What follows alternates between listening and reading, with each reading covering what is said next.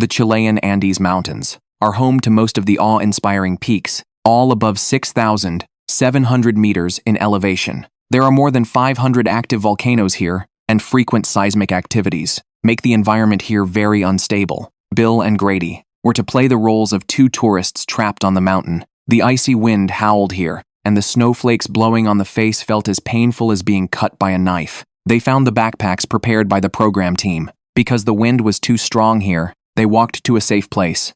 Before checking the backpacks, there was a very sturdy climbing rope, a climbing pole, several hooks, a cell phone with no signal, but a full battery, and a matchbox with only one match inside the backpack. There were no other items besides these. Their top priority now was to get down the mountain as soon as possible. Although their view was obscured by the clouds here, there must be green vegetation down the mountain. They continued on their way.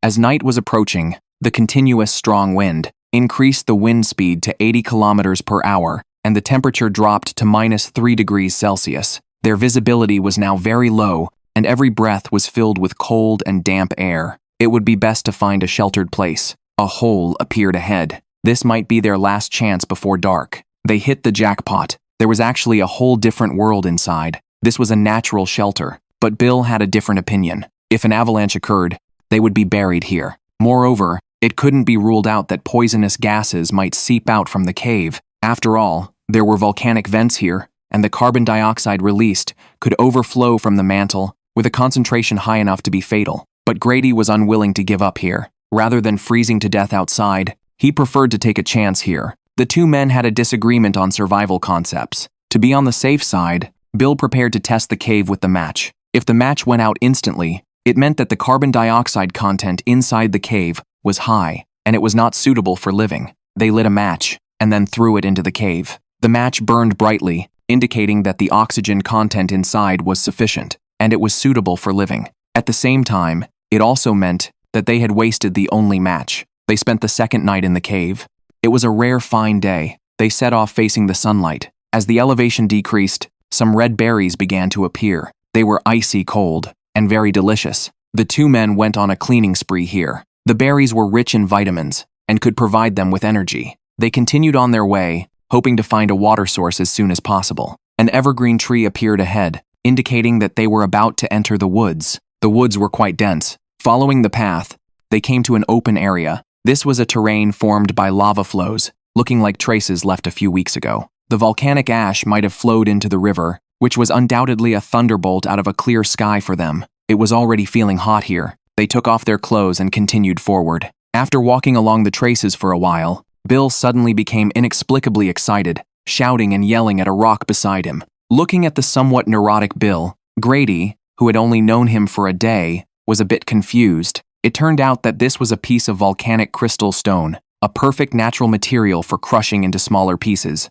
With this treasure, it could be made into sharp blades or arrowheads. As a wilderness survivalist, there was no greater joy than scavenging in the wild. They continued towards the forest, and soon entered it. The trees here were extremely dense, and they might find a water source soon, but fate played another joke on them. Ahead was a cliff. However, this was no problem for the survival expert Grady. He took out the climbing rope. As a former Special Forces soldier, he had rich rock climbing skills. He tied the rope to a tree, and the other end around himself. Then he took the lead, and easily descended to the bottom of the valley, under Bill's gaze. Then it was Bill's turn. He also did it in a seemingly professional manner, but he couldn't be as gracefully as Grady. After all, Bill had short legs. Finally, with Grady's help, he also came down safely. And there was even a cave down here. Bill was an expert in primitive techniques, and starting a fire was a piece of cake for him. The only match they had was also used up on his suggestion. Facing such a confident Bill, Grady was somewhat skeptical.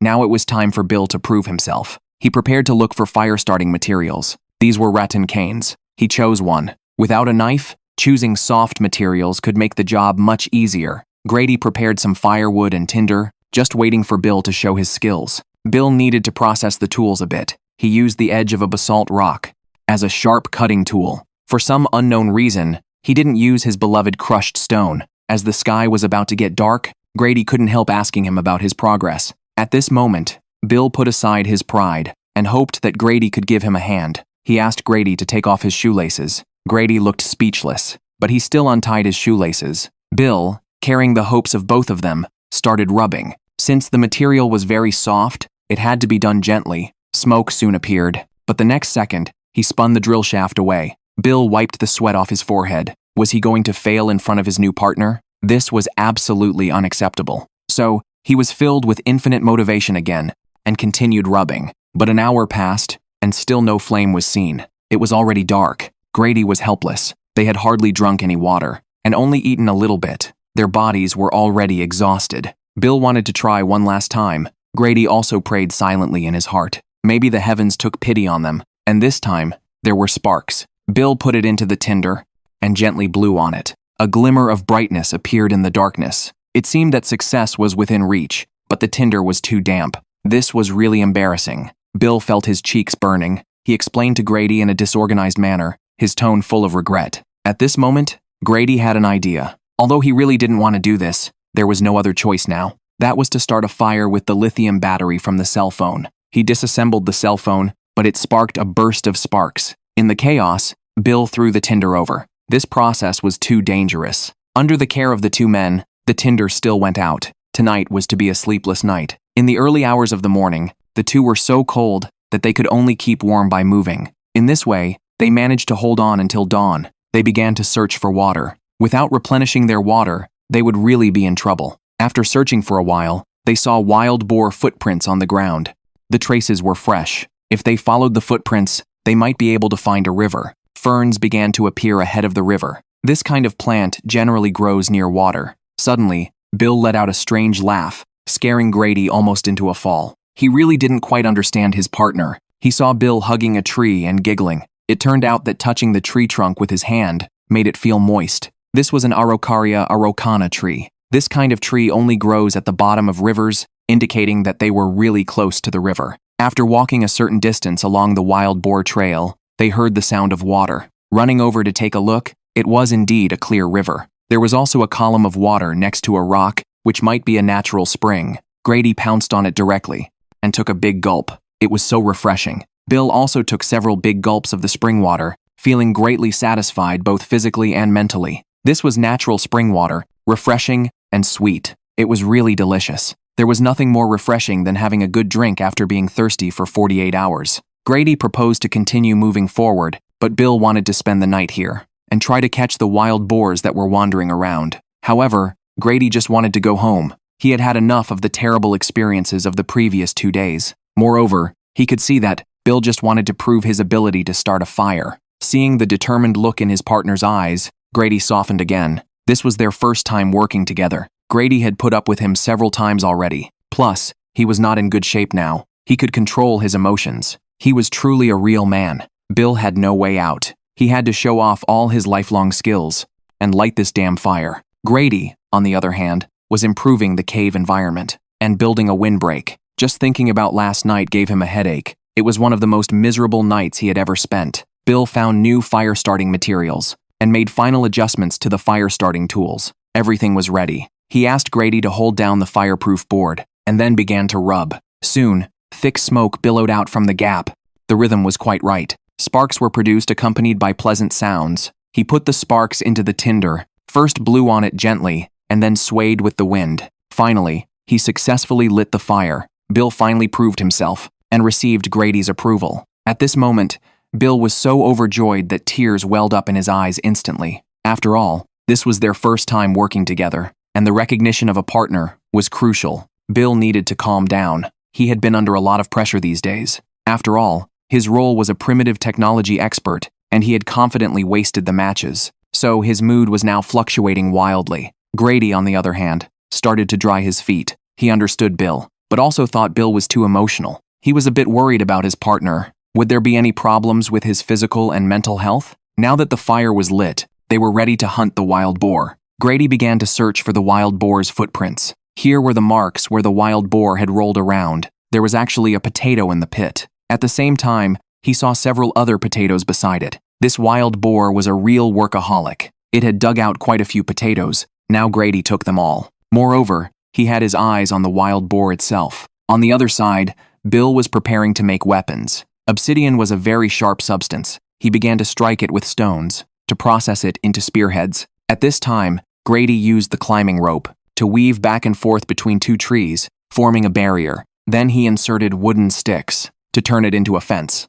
At the campsite, Bill had achieved the desired result. The edge of the stone was extremely sharp, cutting his finger. A weapon sharpened with blood would be even more formidable. Now he also needed a long pole. This piece of wood had good flexibility. At the front end of the stick, he needed a slot to install the spearhead. He made reverse cuts, setting the width and depth properly, and then broke it at the notched area as needed. This was an ancient technique called notch and break. He first bent it to one side, hearing a faint cracking sound. Then he bent it in the opposite direction, and finally broke it. Obtaining a slot, he inserted the obsidian into it, and tied it tightly with a rope.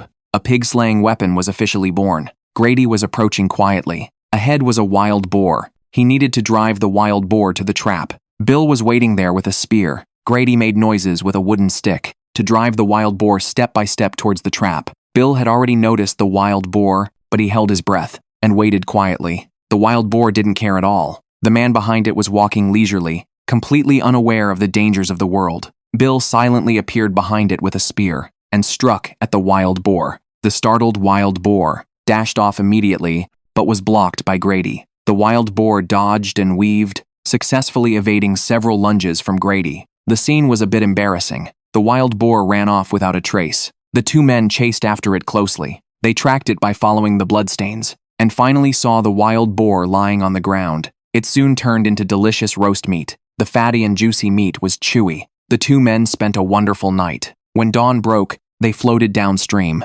After a while, they arrived at the lakeside. There were some houses on the opposite side of the lake. They were finally rescued. The Amazon River basin is filled with winding tributaries that meander through 7 million square kilometers of dense rainforest. It is home to various dangerous animals, including cougars, crocodiles, piranhas, and so on. Survival experts, Grady and Bill, would play the roles of lost fishermen and find the backpacks prepared by the program team. There was a large machete in it, which was unstoppable for clearing a path in the jungle. There were also some ropes and an iron box. Surprisingly, there were fishing hooks inside the box. In addition, there was a digital camera. They were ready to set off. To determine the direction of their advance, Grady wanted to climb a towering tree. Looking at its huge size, Bill exclaimed that it was the queen of the forest, and that ordinary people couldn't conquer it. Grady looked at the straight trunk and fell into deep thought. He was a retired Special Forces soldier, skilled in various rope techniques. He planned to make an ascender with a rope.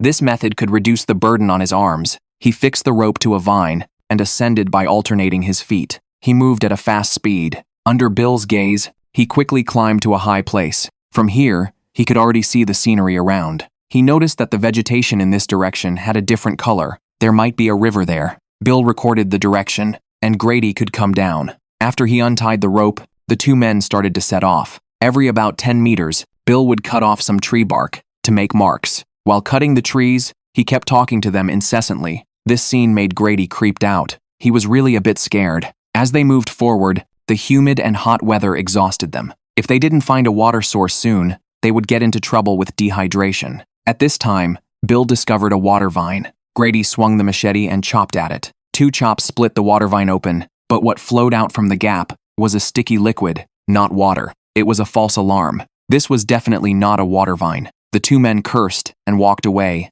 leaving only the branches swaying in the wind. At this time, Bill pointed out another water vine, but didn't allow it to be cut, because this was a female vine. It was the dry season now. If the female vine was cut, the whole plant would die. Grady had a dazed expression. He was almost dying of thirst. He had no mood to listen to someone talk about survival philosophy. Bill had already found a running vine. Grady chopped it off with a few strokes and sucked on it. There was a little bit of water inside. After he finished drinking, he passed it to Bill to drink. Bill also drank heartily for a while, and then passed it back to Grady. After they finished drinking, the two men continued on their way. But it wasn't long before thunder started rumbling in the sky. It was likely to rain. The two decided to find a place to build a shelter. Bill proposed spending the night under this big tree. They would level the ground and lay some palm leaves. With the tree canopy above for shade and a perfect windbreak at the back, sleeping directly on the ground in the rainforest would be a foolish choice. Grady wanted to find a platform off the ground,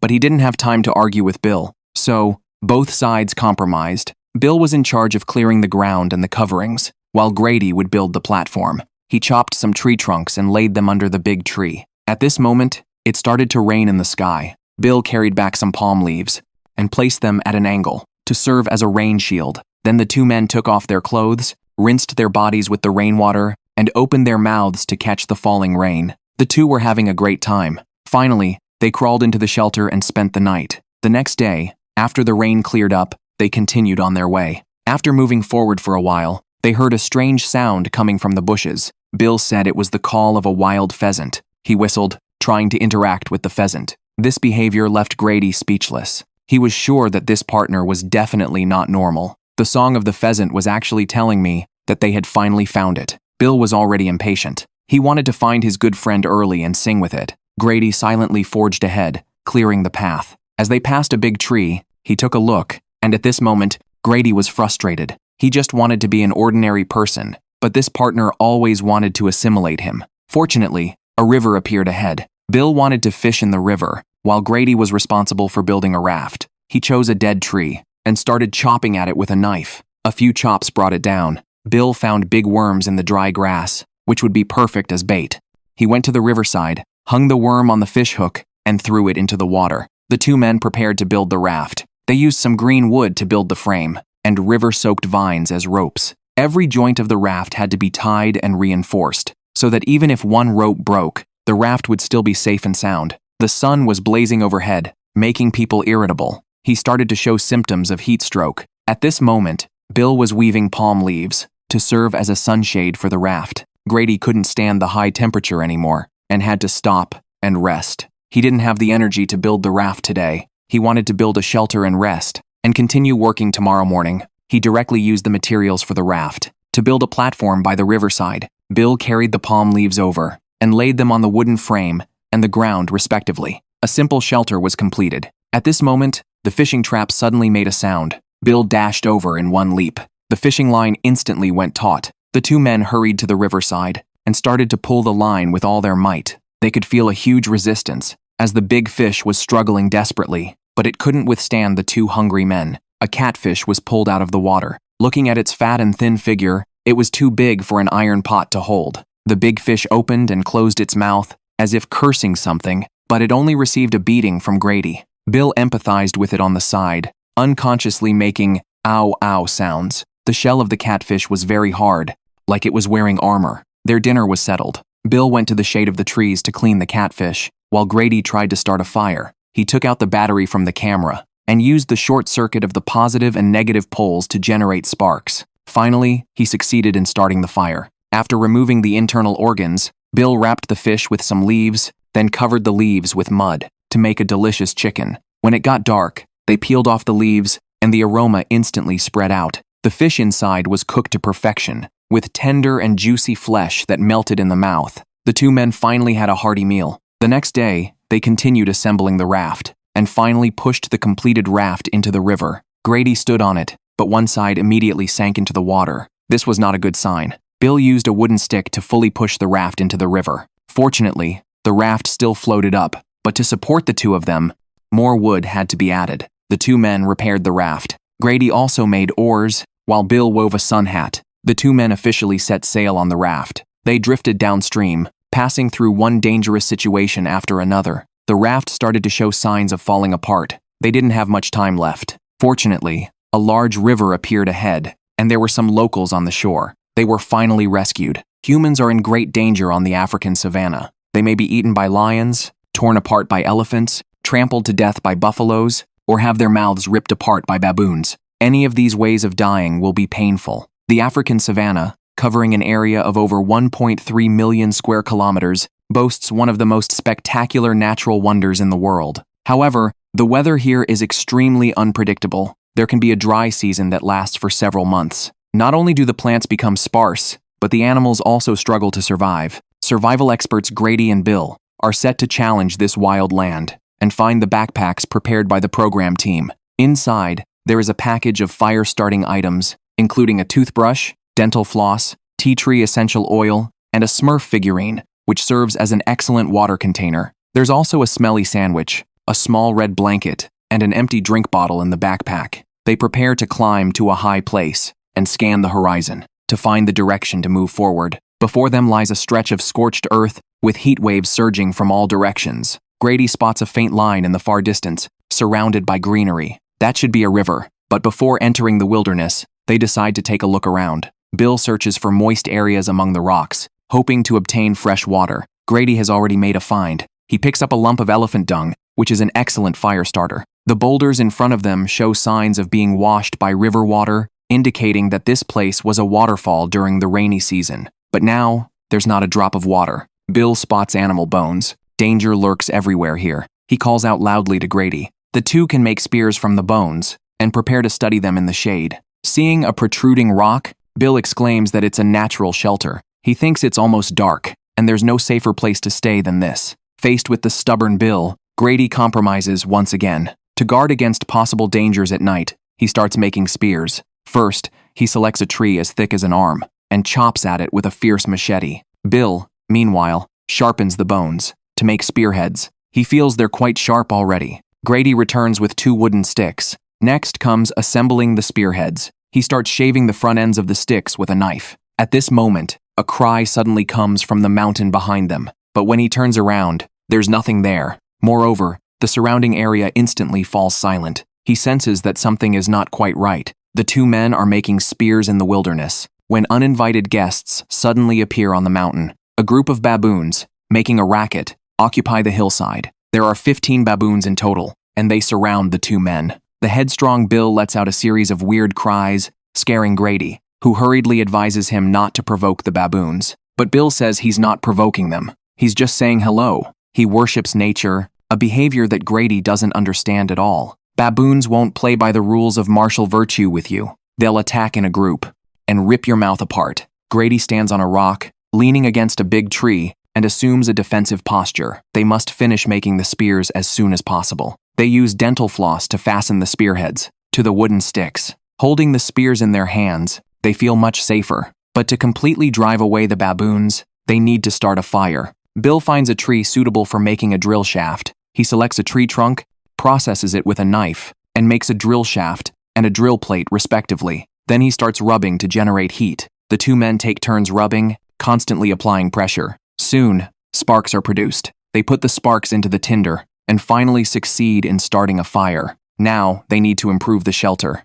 They gather some branches and lay them in front of the rocky cave to increase its protective capacity. They survive the first night. The next day, they first put charcoal into the elephant dung, wrap it in tin foil, and then stuff it into an antelope horn. They block the entrance with tin foil and poke a few holes to keep the air flowing. A mobile fire starter is completed. The 2 men officially set off, walking under the scorching sun, already feeling parched with thirst. After a while, some scampering impalas appeared ahead. Following them might lead them to a water source, but what awaited them was a dried-up riverbed. They searched along the path, and fortunately, a river appeared ahead. The 2 men were extremely delighted, but they angered a hippopotamus in the river. The hippopotamus glared fiercely at them, looking like a tough customer. The 2 men had no choice but to back off and went downstream to drink water. But on the bank ahead, there was a crocodile sitting with its mouth wide open, looking dazed. Seeing the 2 men, it instantly jumped into the river.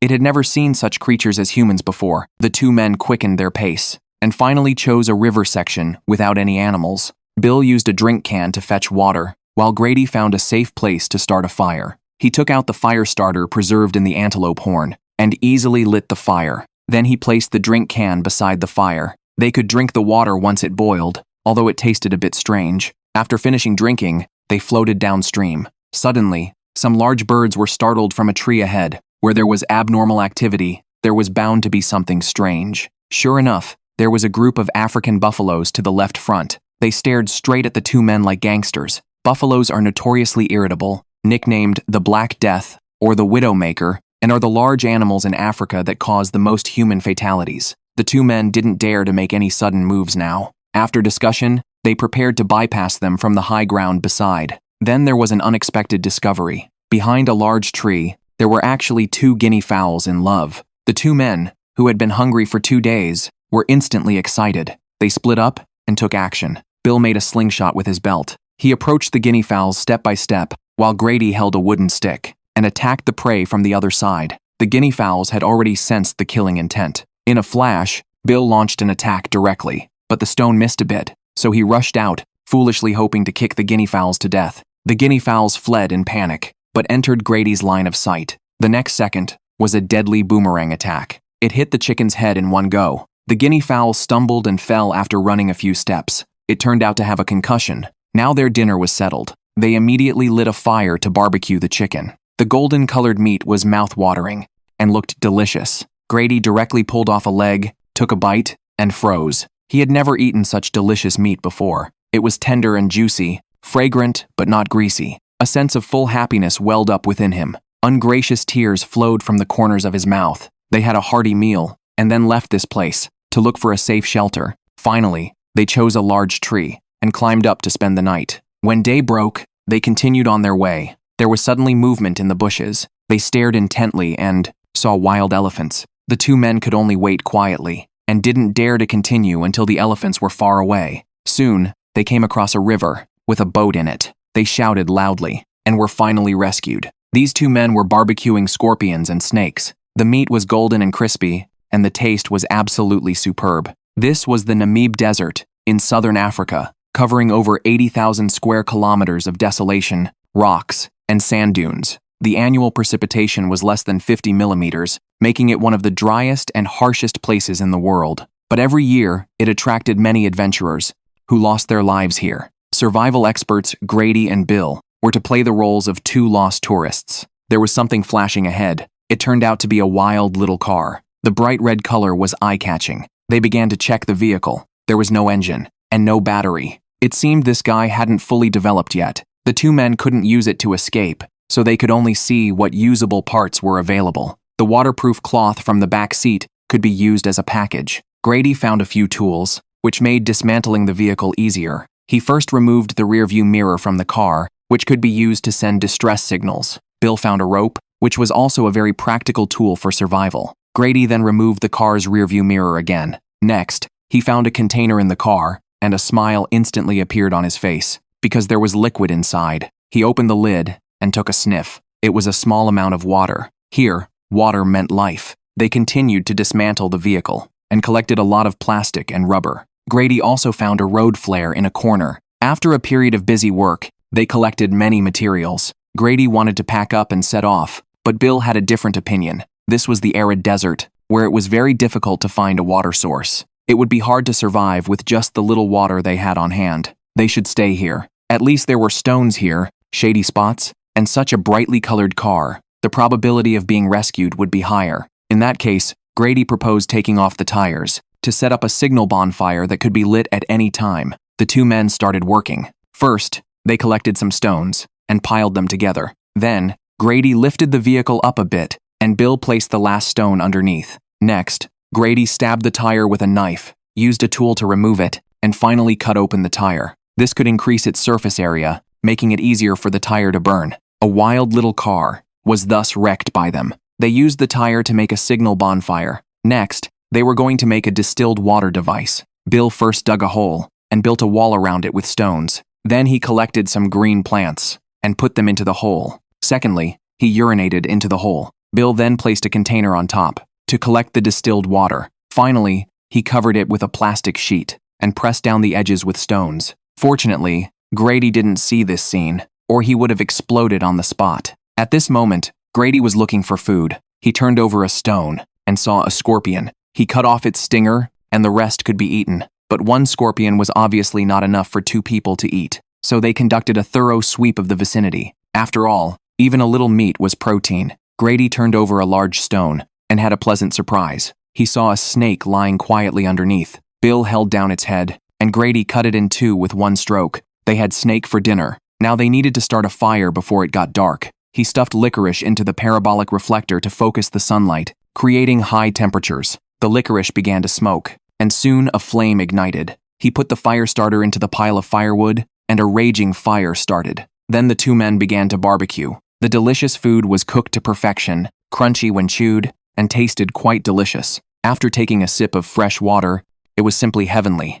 Then the two men crawled into the car and had a good sleep. The next day, Bill said there was fresh water in the distillation device. Grady exclaimed that it was amazing, but this little amount of water was far from enough for the two of them to drink. Moreover, Grady had caught a cold from the chill last night. While they still had the strength, they prepared to climb to the distant mountain to observe the surrounding situation. However, Bill needed to stay behind to take care of the bonfire. Grady took the mirror and used it as a tool for the two of them to send signals. Bill also prepared some specially made fresh water for him. Taking these things, Grady officially set off. He was about to face severe challenges. Bill continued to dismantle the car parts. Bill removed the car's radiator fan. The light it reflected was like that of a disco ball, dazzling people. It was a perfect distress signal. Grady walked alone in the desert and already felt the scorching heat. The sun-burning rays pierced his skin painfully. Sweat poured out like crazy. Fortunately, he successfully climbed to the mountaintop.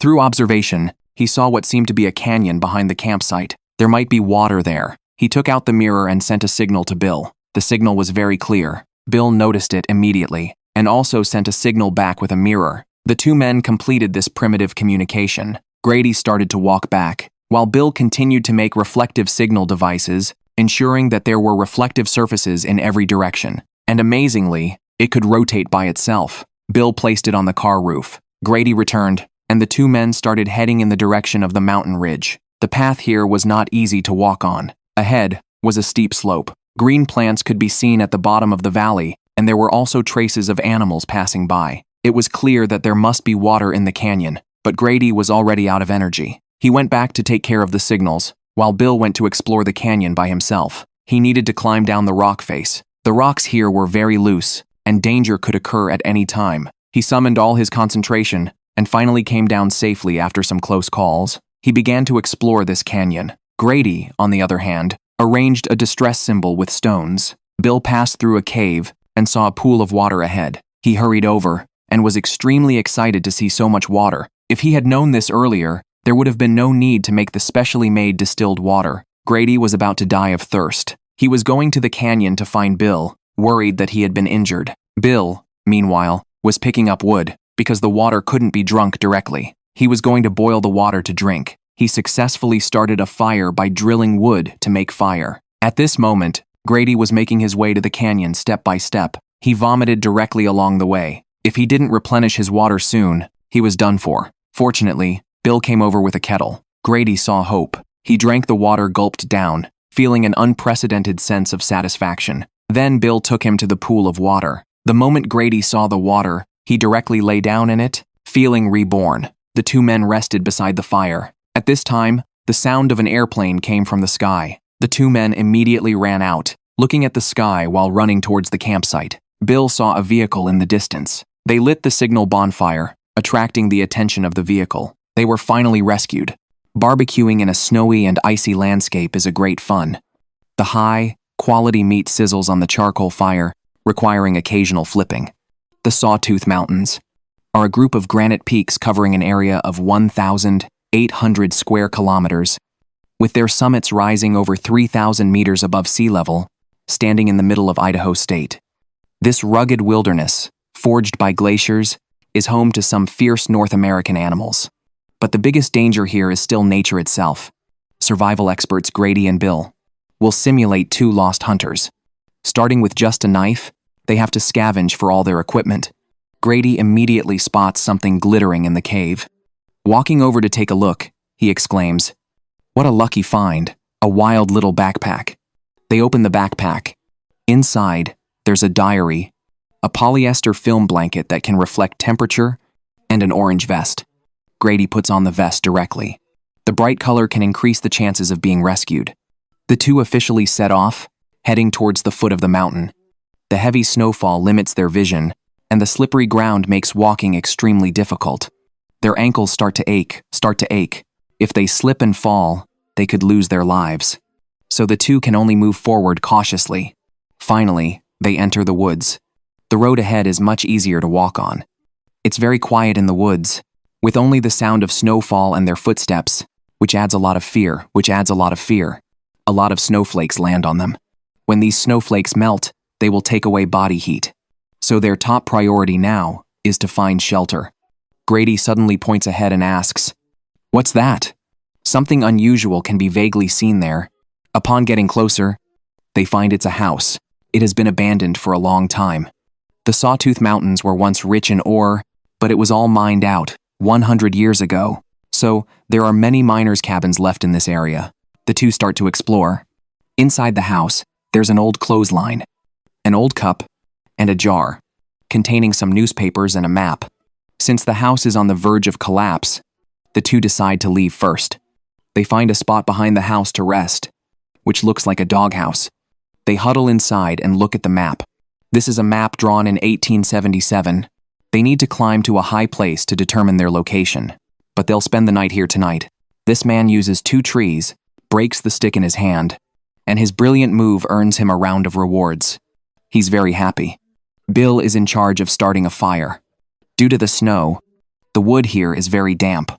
It's extremely difficult to start a fire by drilling wood, but he's an expert in primitive techniques. Starting a fire is just a piece of cake for him. Grady plans to use the existing structure of the cabin. He inserts the stick into it to increase its stability. He then collects some pine branches and lays them on the ground to insulate them from the cold ground. Bill uses the rope from the clothesline to prepare to make a drill spindle, but he uses too much force and the rope breaks directly. Undeterred, Bill tries again, but the rope still breaks. Now he can only use his shoelace. His shoelace is a parachute cord, which is very strong. He starts to drill wood to make a fire. Smoke comes out directly from the connection. He's in good form. But the next second, the drill spindle breaks. However, there's no need to be discouraged. He can use the remaining half of the wood to continue making a drill spindle. He calls Grady over to rub together. When brothers work together, their strength is boundless. The two are out of breath from exhaustion, but still no sparks are produced. They also break out in a sweat. Finally, they face the reality and give up on starting a fire. The two crawl into the shelter, wrap themselves in the polyester film blanket, and lean against each other to keep warm. Then Bill farts. In such a narrow space, it almost suffocates Grady. In a daze, he falls asleep. The next day is a sunny day. They head to the high slope of the hillside. Here, the view is wide, open, and they can see many landscapes. Grady takes out the map, but first, he needs to determine the direction. The diary has a magnetic clasp, and the ballpoint pen has a spring. Using these 2 things, they can make a compass. He rubs the spring on the magnet a few times to magnetize it. Then he takes out one of his hairs and ties the spring to it. Next, he suspends it in the air. The pointer slowly points to the north and south poles. Now Grady can compare it with the map. After comparison, they determine the direction to move forward. After walking for a while, a small stream appears ahead. The seemingly solid ice surface makes them fall right in. Grady's feet get wet, which is not good news. After crossing the stream, he takes off his shoes, wrings out his socks, and then puts on the wet socks and continues on his way. What a tough guy. Walking in a snowy and icy landscape is a romantic thing, but only if the person accompanying you is a beauty, not a rough-looking man. So Grady just wants to find a way out as soon as possible. But his toes started to go numb. The after effects of falling into the water appeared, so they stopped under a big tree. Now it was time to test Bill's ability to start a fire. This would determine Grady's life safety. Bill had never felt so important before, so he had to succeed in starting this fire this time. With this belief in mind, he began to rub. He was more focused than ever before. Sure enough, the result was different. Sparks were quickly produced. He put the sparks into the tinder. Under Grady's expectant gaze, Bill finally lit the campfire. He won respect. Grady started to roast his feet. He soon regained sensation. He was finally safe, and he sincerely thanked his partner. Bill went to look for more firewood. Then there was a surprise. He found signs of beaver activity here. He suddenly felt hungry. He went back and told Grady the good news. Bill was in charge of setting traps. Grady built a shelter under the big tree. He placed some tree trunks diagonally against the big tree and laid some branches underneath. Bill was going to make a figure 4 trap. It consisted of 3 parts, a post, a lever, and a trigger. They formed a figure 4. It could support a heavy object. Once triggered, it could crush the prey. The two set off formally. Each carried a heavy object to the riverside. They crossed this narrow passage and reached the destination. They started to set it up. They carefully set up the trap. Then they just had to wait. At night, the two crawled into the shelter and spent the night. When day broke, Bill went to check the trap. He saw from afar that the wood had already fallen. He hurried over. He saw a plump beaver lying under the trap. They finally had meat to eat. It soon became roast meat. The fine thigh meat sizzled over the charcoal fire. The two turned it over from time to time. But what was even more delicious than this was the beaver's tail. This was a famous local delicacy. The two started to enjoy the feast. The meat was crispy on the outside and tender on the inside. It was full of aroma when chewed. After eating and drinking their fill, they continued on their way. They followed the stream. The plants began to get dense. The two consulted the map and prepared to go to a high place to observe. When they reached the mountaintop, they saw a highway below. They were finally rescued. The canyon area in Durango State is a harsh and daunting sight. It is full of barren deserts, deep river valleys, and vast plateaus. Many wild animals live here, including bighorn sheep, cattle, and cougars. At the same time, this is also a place where ranchers graze their livestock. But starting a fire here is extremely difficult, especially in winter. Once lost, one will be left helpless and isolated. Survival experts Grady and Bill would play the role of lone cowboys. There was a shiny object ahead. When they got closer, they saw it was a saddlebag. Inside, there was a red handkerchief, a rope, and a fire striker. But without finding a stone, this was just a piece of scrap iron. There was also an iron box and a blanket in the bag. Bill checked the big tree and found a polypore growing on it. It was an effective combustible. The two set off formally.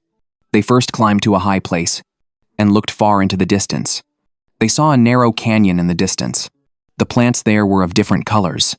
There might be a river, so they headed in that direction. On the way, they saw wild sunflowers.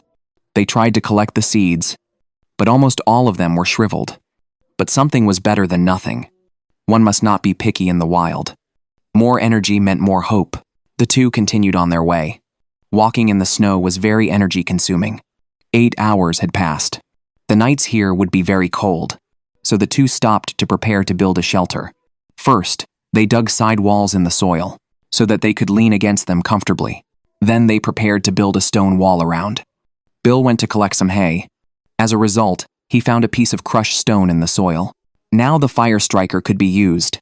Back at the campsite, Grady had already built the stone wall. The two laughed non-stop at a small stone. After all, fire was too crucial. Bill prepared to start a fire. He took out the polypore and broke off the outer part. The inner part was the combustible. He used his fingers to scrape off the powder little by little. Then he pulled off some fibers from the rope and put the powder on them. Next was the moment to witness the miracle. This man was holding the fire striker and the crushed stone, and was trying hard to start a fire. The crushed stone was a bit small. He struck it dozens of times. The stone was almost broken, but he still couldn't start a fire. The unyielding Bill could only keep trying. After another period of time, this time they finally succeeded. Once the tinder caught fire, starting a fire would be as easy as pie. Grady exclaimed in admiration, saying it was really professional. To preserve the fire, Grady prepared to make a carbon cloth. First, he cut the cotton cloth into a small piece. Then he used a stone to make a small hole in the iron box. Next, he put the cotton cloth into the iron box, covered the lid, and placed it on the fire to roast. Soon, smoke started to come out of the hole. When the smoke dissipated, it could be taken out. This carbon cloth was highly flammable. At night, the two huddled next to the campfire and fell asleep. The next day, the sun was shining brightly. They took advantage of the good weather and continued on their way. Soon, they arrived at the edge of the woods. It felt great to see the green color, and they also heard the sound of running water. Following the sound, they found a magnificent river. The water here flowed very rapidly, and there were cliffs on the other side, so they chose to go downstream. But this path was extremely difficult to walk. The stones were wet and slippery, and they could only walk cautiously. However, the path ahead became increasingly dangerous, so they decided to go back up the mountain first and try to find a beast trail. When they climbed halfway up, they found there was no path at all above, so they had to return with great effort and then continue going downstream. But soon, the path came to an end. The two were thus trapped here. They couldn't go up, and they couldn't go forward. They were in an awkward situation. Now, the only option was to retrace their steps. The two turned back with wry smiles. After a while, they found a new route in the woods. Grady sprinted ahead. He couldn't tolerate such a mistake today.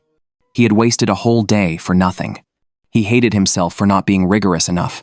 Bill comforted him from behind, and he saw an excellent shelter.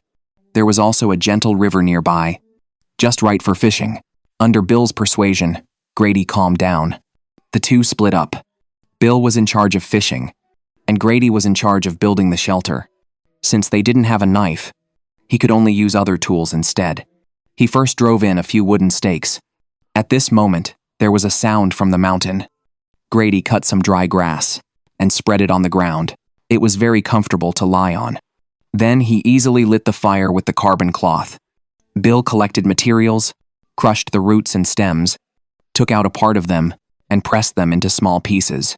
He took out the inner lining skin and left only a layer of fiber. He rubbed it a bit, and then started weaving it into a rope, thus obtaining a sturdy fishing line. Bill also found animal bones on the ground. He used one of the small bones to make a fish hook. Then he found crayfish under a stone and used it as bait. Finally, he threw the fish hook into the river and fixed the fishing line on the shore. He returned to the campsite and told Grady the news. Bill sat there in a daze. The two spent the night around the campfire. The next day, it started to rain in the sky. Bill went to check the fishing line. He felt it was a bit heavy. Oh my God, it was actually a base. What a pleasant surprise. He cleaned the fish directly by the river and returned to the campsite. Grady exclaimed in admiration. They had grilled fish to eat. After they finished eating, the two continued on their way. After a while, they suddenly heard an alarm sound. Ahead was a dam. They were finally rescued. Cuba has pristine rainforests and beaches, and the largest wetland in the Caribbean region. It is home to a variety of wild animals, cute sea turtles, and ferocious crocodiles. Despite all the dangers, tourists still flock to the crocodile-infested swamps to watch the unique scenery here, and then they get lost and can't find their way back. Survival experts, Grady and Bill, will play the role of lost birdwatchers. Beneath their feet are corals and silt, making walking extremely difficult. At this moment, Bill sees something glittering ahead. It turns out to be a wild little backpack. Inside, there's a pair of binoculars, a notebook, a pencil sharpener, and a pencil. Heading north is the inland area. They start to set off across the swamp. They need to be aware that there may be lurking crocodiles underwater, especially when wearing slippers. Grady doesn't understand Bill's outfit at all. At this moment, Bill suddenly stops in his tracks. He senses a murderous aura. Lying in the grass is a crocodile, exuding a dark and ominous presence. When hunting, crocodiles use the sensory organs on their skin to detect the movement and vibrations of prey in the water. So the two must move slowly and stay calm, gradually moving away from the crocodile. At the same time, they are reminded to make spears for self-defense. Grady cuts down a tree and quickly makes a simple spear. With a weapon in hand, he feels much bolder. He prepares to make one for Bill, too.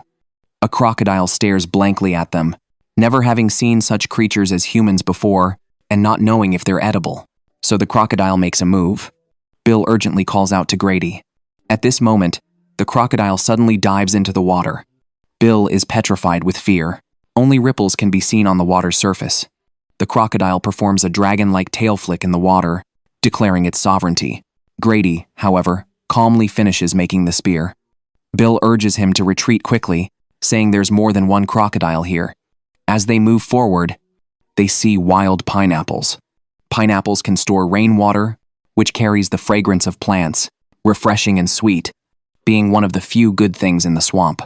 The two take a big drink, and then casually toss them aside, continuing on their way. They walk slowly, because they might step on a crocodile, so they must remain highly alert. But an accident still happens. Grady loses his footing and falls into a pit. Fortunately, he grabs onto a tree trunk and doesn't sink in. With Bill's help, he finally climbs out. They need to be even more cautious from now on. Ahead, a piece of land appears. The two prepare to spend the night here. Bill is in charge of building the shelter, and Grady is in charge of starting a fire. He needs to collect some tinder. He finds dry fibers on a palm tree. Bill inserts some tree trunks between several trees to build an elevated platform. He uses tree bark as ropes to tie the trunks together. All that's needed is to weave in some palm leaves, and a perfect roof will be born. But for now, he's going to lay these branches on the ground to make a bed first.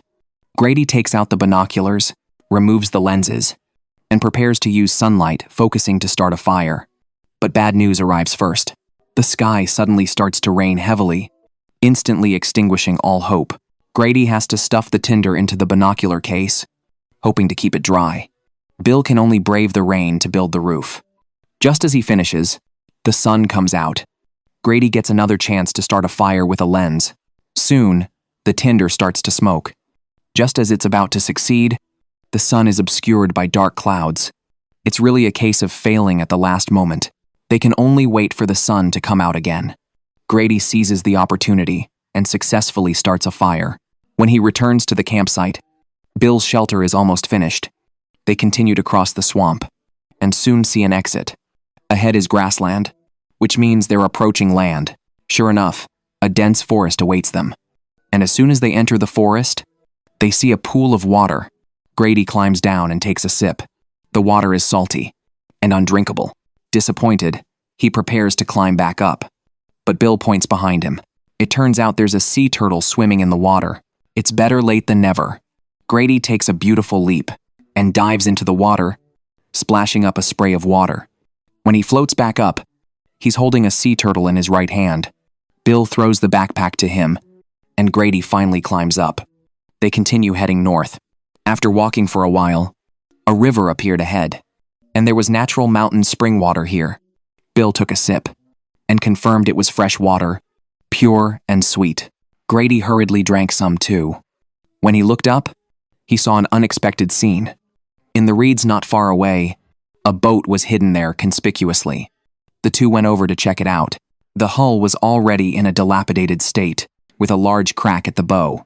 The rain was getting heavier and heavier, and there was even a crocodile keeping them company in the rain. The two painstakingly dragged the boat ashore, and then used it as a temporary shelter. The two huddled inside to take shelter from the rain. The heavy rain soon passed. Grady found a good spot. He leaned some tree trunks against the rocks and covered them with palm leaves, and a shelter was completed. Bill came to the riverside and cleaned the sea turtle. When he returned, Grady had already started a fire. Next came the charcoal grilled delicacy. It didn't take long, and the grilled meat was ready to eat. Grady skillfully used chopsticks. The two well replenished their energy. Next came the repair of the boat. He took out the notebook from the backpack, which had metal wires in it. Grady straightened the wire, then inserted a wooden stick into the hole at the bow of the boat, and wound the wire back and forth around it. After doing all this, they pushed the boat back into the river. Grady sat on it and felt quite stable. So the two officially set sail. They went downstream, and the scenery along the bank was very beautiful. After a while, they entered a tributary. It was like an underground palace here. The two could only go with the flow. At this moment, they saw a truck on the bank. They were finally rescued. Maine is located in the northeast corner of the United States. Wild animals such as black bears, bobcats, and moose roam the rugged and sparsely populated land. In the quiet primeval forest, there are densely distributed peat bogs. Survival experts Grady and Bill will take on the challenge here. They stumbled along in the swamp and picked up a wild little backpack. They came to a dry spot, opened the backpack, and inside there was a large rain poncho, a roll of warning tape, a survival bracelet, a wire saw, and a red bag. They started heading east, because that was where the sea was. But the weather was not on their side. It started to rain heavily, and the temperature dropped sharply, and soon it turned from rain to snow. They shivered and entered the forest. Now they were completely soaked, and could only generate heat by walking. But the ground was very slippery, which inadvertently added a lot of risks, and bad news kept coming. The cold weather caused heavy snowfall. Goose feather-like snowflakes soon dotted this forest, making it look like a kingdom of snow. But the two men had no heart to appreciate this beautiful scenery. They just wanted to find a suitable shelter as soon as possible. But that was easier said than done. After all, the surrounding scenery was all the same. The two kept moving forward until the snow stopped. They also found a suitable place. There was a naturally leaning tree here, and beneath it was dry land. The two started looking for materials. Bill saw a dead tree, peeled off its bark, and took it away, preparing to lay it on the ground. To set up a thick mattress, Grady collected some pine branches, tied them up with the bag, and carried them back to the campsite. Then he laid the pine branches on top of the bark. After Grady's repeated carrying, the branch mattress was quite thick. Next came the construction of the roof. First, collect several tree trunks, then place them diagonally above the mattress, and then spread the large rain poncho on top. Use tape to tie it up, so that it wouldn't be blown away by the wind in the middle of the night. Finally, spread the pine branches on the very top. The shelter was finally completed. The two crawled inside. In the middle of the night, they were so cold that they could only keep warm by moving around, spending the most unforgettable night of their lives. The two continued heading east. They were already in a state of dehydration, with severely depleted physical strength. And this forest was so desolate. Bill couldn't care less anymore. He grabbed a Usnea lichen and started sucking on it. He felt like a deer, greedily absorbing the moisture. Grady couldn't stand it either. He grabbed the moss on the ground and sucked the moisture inside. It carried the fragrance of plants. The two were satisfied, and then continued on their way. The terrain started to get lower, and to their surprise, the sea appeared ahead. But getting straight down was as difficult as ascending to heaven. It was a 60-meter-high cliff. The two made a detour, following a path to the shore. This was a beach covered with strange rocks, with waves beating relentlessly. Seeing this scene, Bill couldn't help but get inspired to compose a poem. With Grady having a strange look on his face, Bill communicated with the sea. The two began to search for supplies along the shore. Grady picked up a buoy, which could serve as a water container. He continued to explore, while Bill stopped to make a container. He used a knife to carve out an entrance on it. These pieces of garbage lying on the beach were practical supplies in Grady's eyes. Only by being good at collecting items could one live a comfortable life in the wild. Bill saw a pool formed after the tide receded. He poked it with a stick, and two furry things popped out. These were sea urchins with many spines. Bill put on gloves and easily caught them. Sea urchins are rich in protein and vitamins, and are an excellent source of calories. Grady saw that the container was already filled with rich seafood, such as kelp, sea urchins, and conchs. The two excitedly gave each other a fist bump. Although they really wanted to continue their cleanup, the tide was rising soon, and night was approaching. Building a shelter was imperative. They climbed back up the cliff and entered the woods. Bill punched and kicked the trees, preparing to use them to build a frame. Grady collected branches and dry grass to make a soft bed. After collecting the materials, the two started working in earnest. They first tied two thick tree trunks together with a bag as the basic frame, then added a third tree trunk to make a tripod. Then they added some more wood on this basis to form a sturdy frame. Grady continued to improve the shelter. He laid the branches on top to achieve the effect of blocking the wind and rain. The interior was also paved with some dry grass and branches. Bill was in charge of starting a fire. This birch tree was the best material for making the crossbar of a bow drill. Bill cut a long piece of it. He also broke off a section of a tree root on the ground and split it evenly in half from the middle, then used it as a rope to tie the crossbar of the bow drill. A sturdy and easy-to-use crossbar could withstand the downward pressure. The gap in the middle was just right for sliding the drill spindle. The drill spindle must be straight and sturdy. Grady prepared to make a distress signal, a torch that could be lit when a ship passed by. The key element of this torch was tree sap. There were small blisters on this tree. Poking them would cause a lot of tree sap to flow out. When exposed to an open flame, it would burn like a candle. He went to the seaside and prepared to set up 3 torches. Adding some plastic ropes to the licorice would make the flame burn rapidly, attracting the attention of ships. Bill stacked several layers of bark together to balance the bow drill. He also untied the rope from the survival bracelet. With these materials ready, he began to assemble the parts. Just then, Grady came back carrying wood. The two officially started. The bow drill rotated very smoothly. Bill gradually increased the speed. Smoke started to come out from the joint. This was a good sign. Bill seized the moment and started to operate frantically. Puffs of thick smoke followed one after another. It was rotating too fast. A piece of bark was flung out and happened to hit Grady in the eye. However, this hard work paid off. Embers were produced at the joint. He put them into the fire cage and finally succeeded in starting a fire. Next, they could prepare dinner. Bill cut open the sea urchins and chose to eat them raw. The taste was quite delicious. They ate sea urchins while grilling kelp and steaming conchs. The next day was sunny. Grady was looking for seafood. At this moment, he saw a buoy and an antenna in the distance, indicating the presence of civilization. The two started to set off. After walking for a while, they saw houses. They were finally rescued.